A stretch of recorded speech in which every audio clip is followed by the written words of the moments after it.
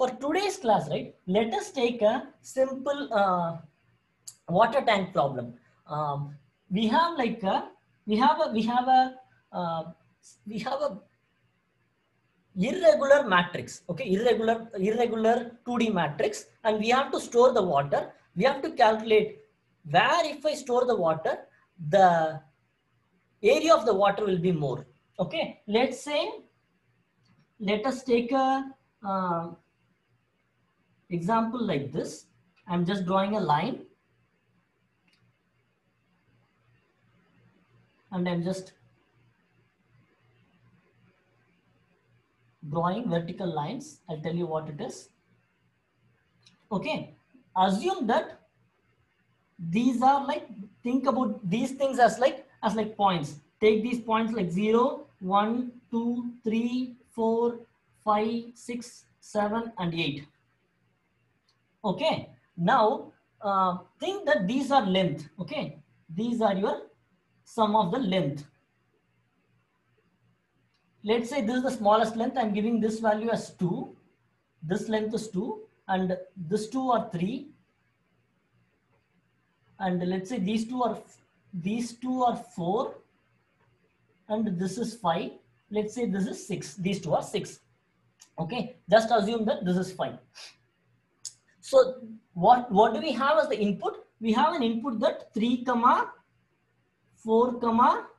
6, 6, 3, 4, 5, 2. This is our input. Okay. The question is, where if I store the water, between which two lines, between which two pillars, if I store the water, I can store maximum amount of water. Think that these are virtual pillars. Let's say like I am let's say like I'm storing water from here to here. So what is the maximum that I can store between here to here? It will be this line. This is the maximum length I can store. So that means this is 2. In this first pillar also I can take only 2, because after that it will overflow. The total length is 8 minus 0 is 8. So 2 into 8 is 16 units of water is what I can store. Like this, we can calculate. Let's say like I'm thinking about these two pillars. This has a height of 6. So 6 is the height and the difference is 1. So 6 into 1, I can store 6 units of water. Like this, I can calculate the volume between different pillars. I can say which one has the maximum volume to save this water, right? Between which two pillars I can save the maximum amount of water. So that's what we are going to solve, but using a programmatical approach.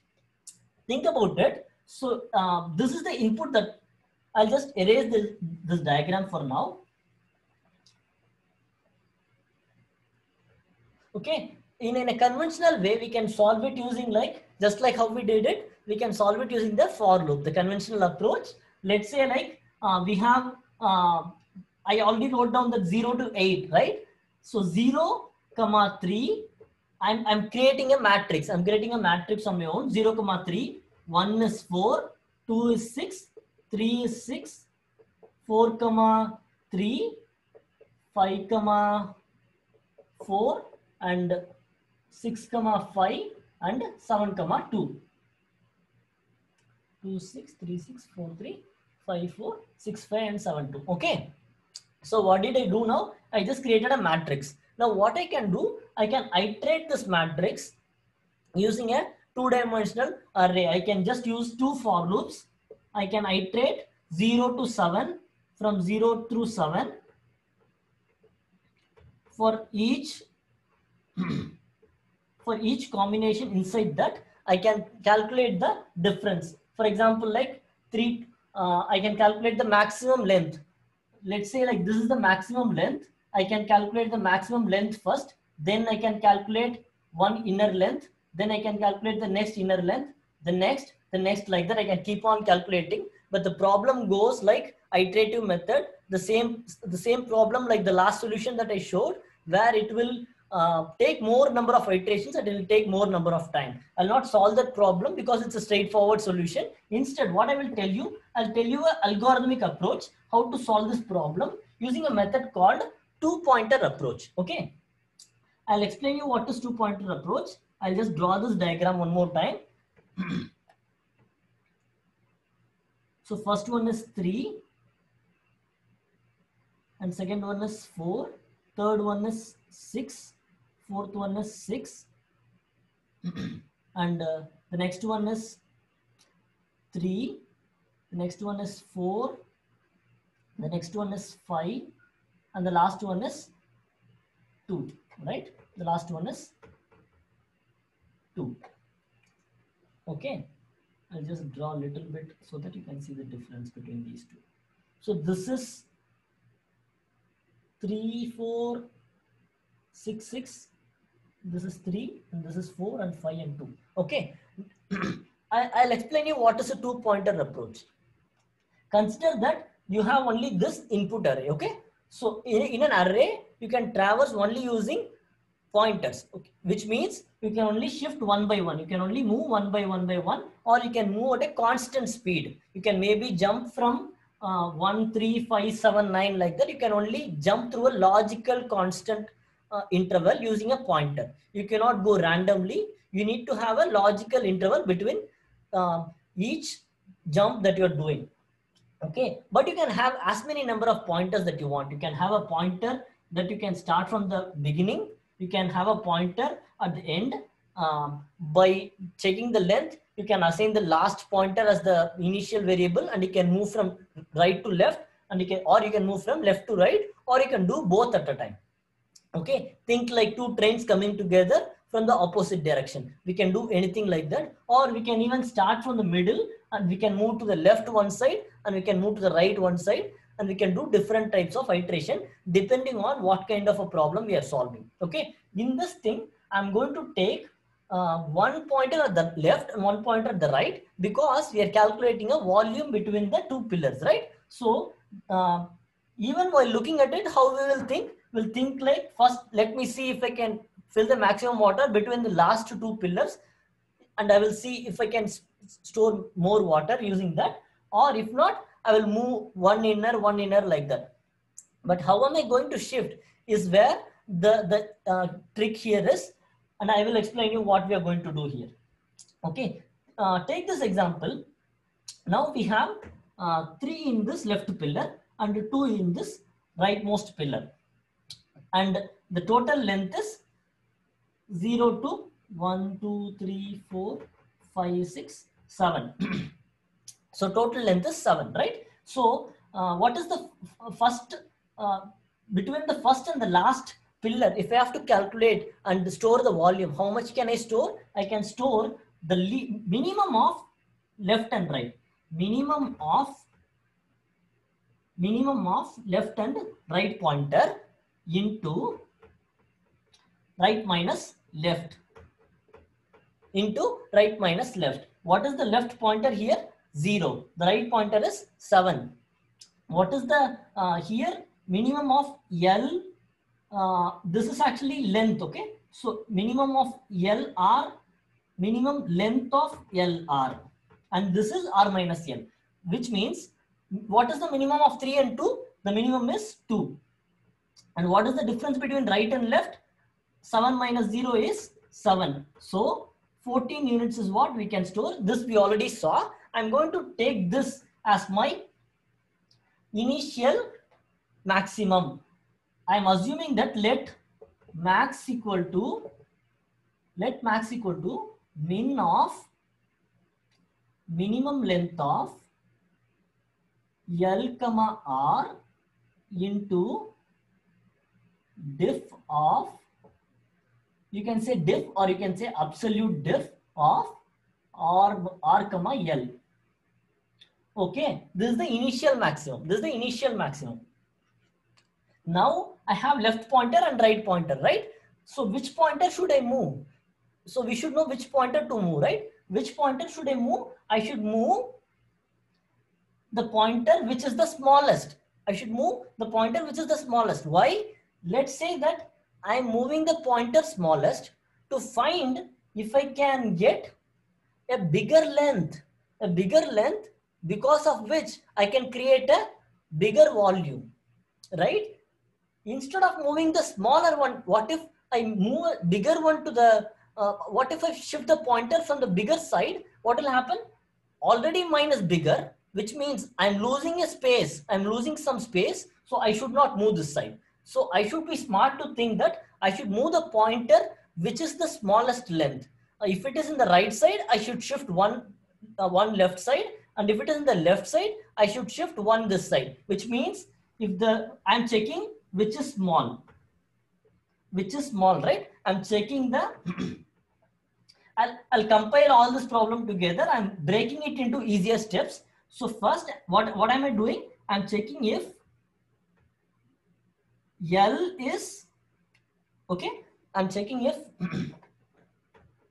I'm writing everything in pseudo code so that you will understand whatever language you want to use, or mathematics language also you can use, so that it will be easy. If length of L less than R, if left is less than R, what should I do? I should increment it. So I will increment L.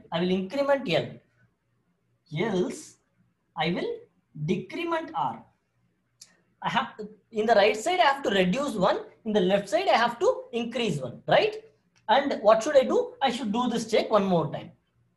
Now when I'm doing it, I'll get a new maximum, correct? I'll get a new maximum. What will be the new maximum? In this case, 2 is the smallest. So I'll move, so 2 is the smallest because length of 3, 2, which is small, the smallest is 2. So I'm decrementing R by 1. So R becomes 6 now and L is still 0.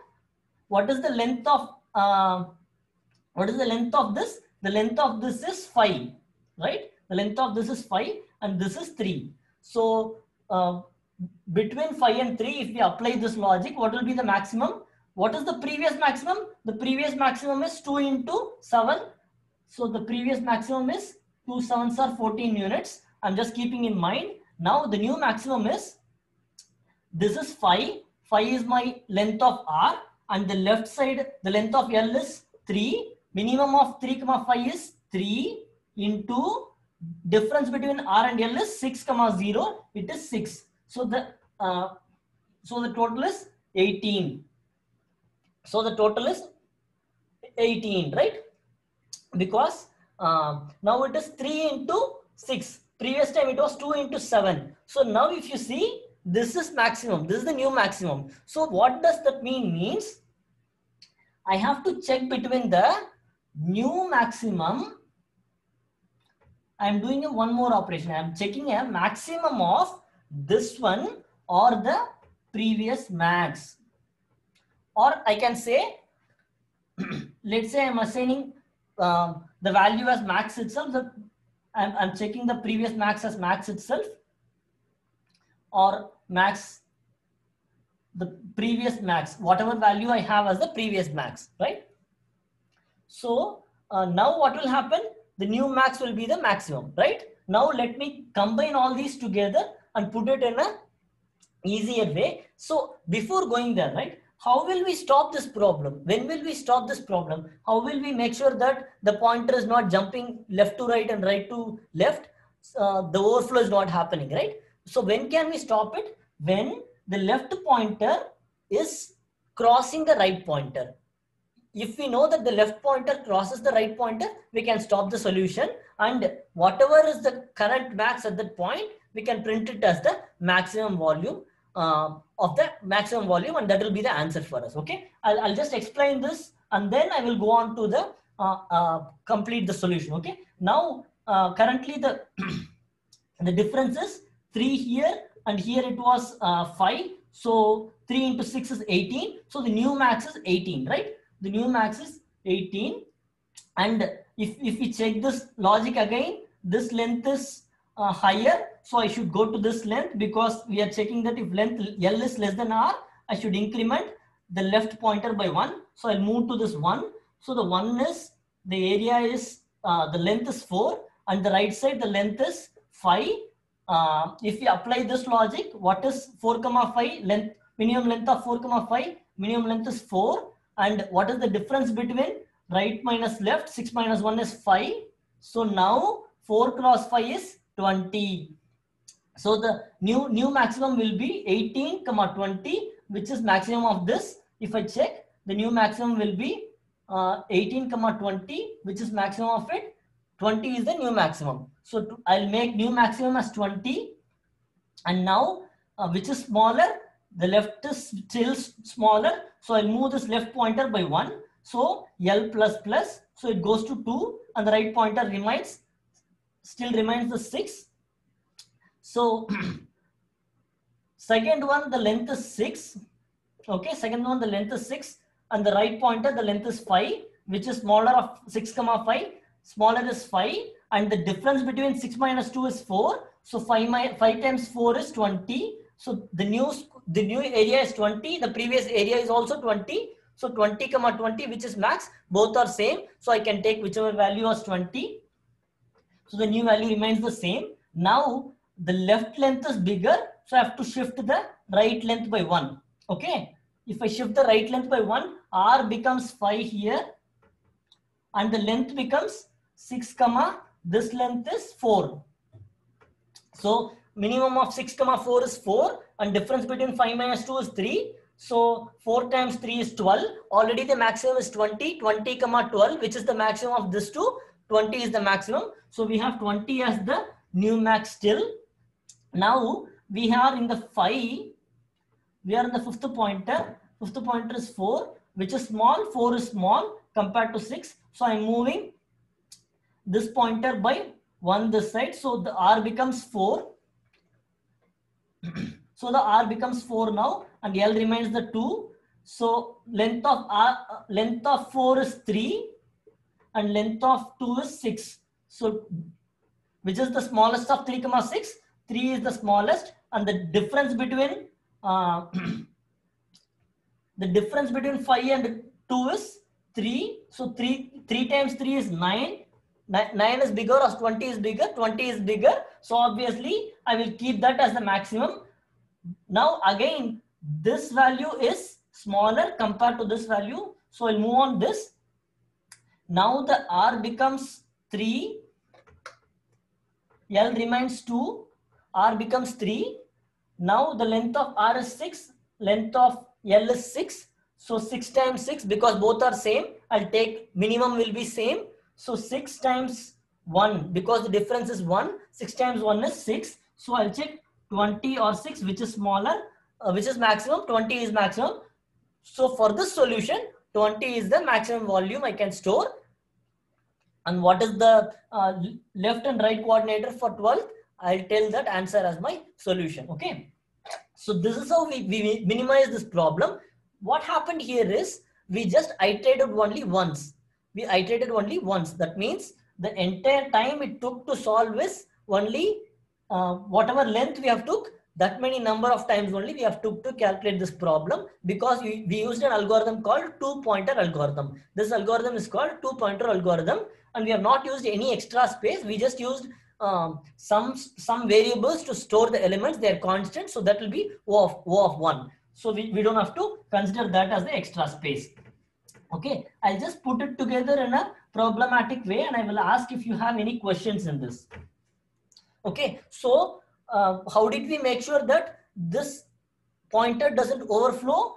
First, we make sure that the left pointer is not crossing the right pointer. So do this loop only until left pointer is lesser than right pointer, or left variable, left index is lesser than right index. Do it only until then. Okay.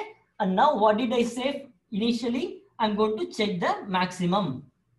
So I will check, I'll check length. We know that area equal to length and breadth, right? So let me take L is equal to, what will be the L? I told you that the length will be minimum of, let's say this is the array. Okay. This is the array, minimum of array of length, comma, array of right.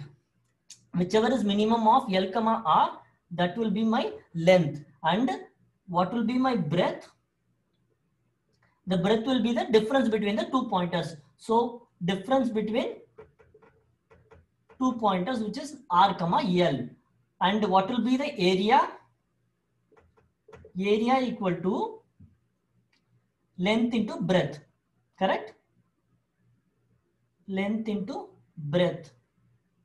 But the point is, the length, the area is actually maximum of either this length into breadth or the previous area. Let's say I'm initializing area is 0 before this loop. Now initially it will be 0. So whatever the new value comes will be the maximum. From next time onwards, I will have a previous area as my previous maximum. I'll compare it with the new length into breadth. I'll calculate the maximum between these two. Once I have calculated, now it is just about incrementing and decrementing the pointer. What will I do? If array of L, that means the length of left pointer is lesser than the length of right pointer, then move the left by 1. If not, move the right by 1.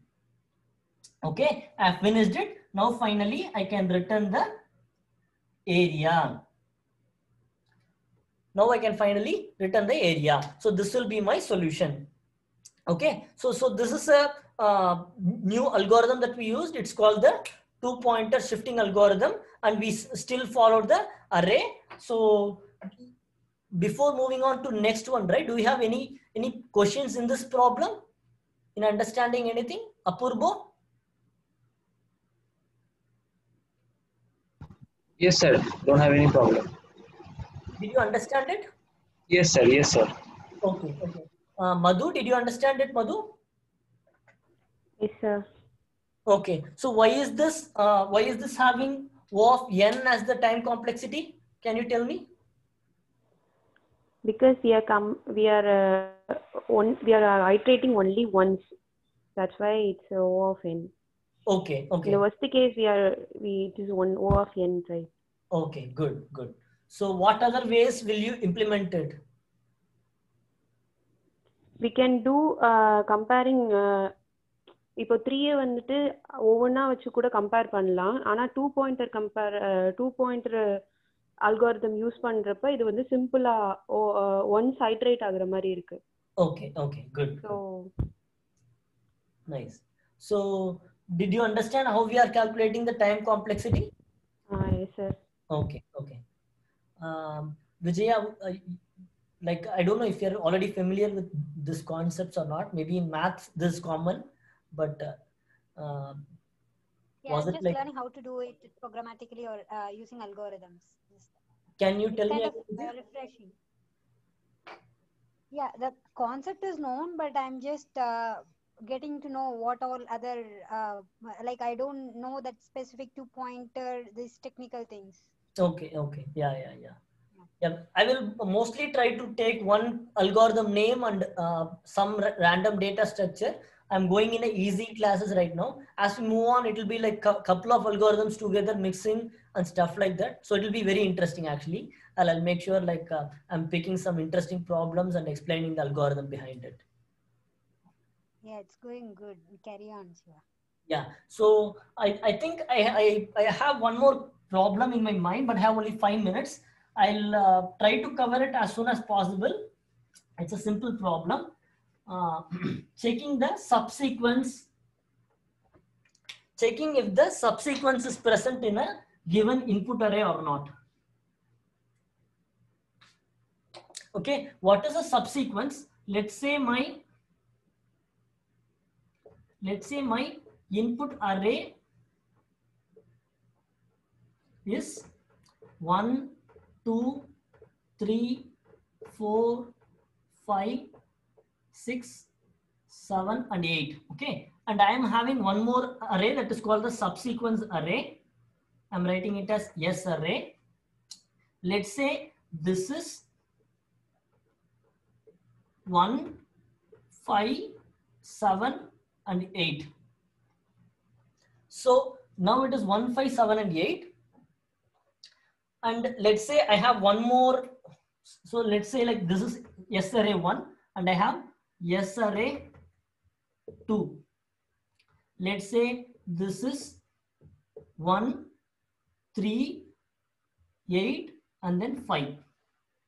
So the first one is 1578. The second one is 1385. The input array is 1, 2, 3, 4, 5, 6, 7, 8. The subsequence is nothing but let's say that I'm removing some elements from this array. From the input array, I'm removing some elements. If I remove it, if I can create, or by removing some elements from this array without moving the places, just by removing some elements from this array, if I can match it with the another array, which is the given array, then the given array is a subsequence of the parent array. So subsequence is if I can remove some elements from the given array and I can create this given array, like basically like this is the new array, right? The new array is formed by just removing some elements from the parent array without moving their position, without disturbing their position, then that is called a subsequence array. So the input 1 is a subsequent array. Why? If I remove 2, 3, 4 and 6, if I remove 2, 3, 4 and 6, the S array 1 is present in array, right? It is in the same order, and also the numbers are also matching. 1 is present, 5 is present, 7 is present, 8 is present, and they are all in a linear order. Just like in the parent array, how it is in the same order. I have just took an easy example. It doesn't have to be ascending or descending. That's not the point here. It is about how it is in the present array, which is in the parent array. It should be in the same order. Let's say I'm swapping 8 and 5 here. Okay. Let's say I'm swapping 8 here and 7 and 5. Now actually the second array becomes valid. The second array is a valid subsequence of the first array. Why? Because 1, 3, 8, 5. 1, 3, 8 and 5. Right? They are in the same order. Whereas the first array becomes invalid because 1 and then 5 is at the end. Then you come the 7. Then it comes to the 8. So it is not in the linear arrangement. So it is not a subsequence. So if the problem is very straightforward, we have to just find if the given array is a subsequence of the parent array, right? If the given array is a subsequence of the parent array, how we can find it? We can just find it by, okay, we have only 2 minutes. I'll give this as a homework. Maybe one of you can try it out. It's a straightforward problem. I don't want to take some more time for explaining this. I told you what is subsequence. I have given you a sample array. Try to find a solution for this. Of course, we'll review it in the tomorrow's class. Okay. So this is a straightforward problem. I'll leave it as a homework. If not, we can recap in the first 10 minutes, like 10:50 to 11 o'clock. I'll try to recap this problem tomorrow. All right. Take care.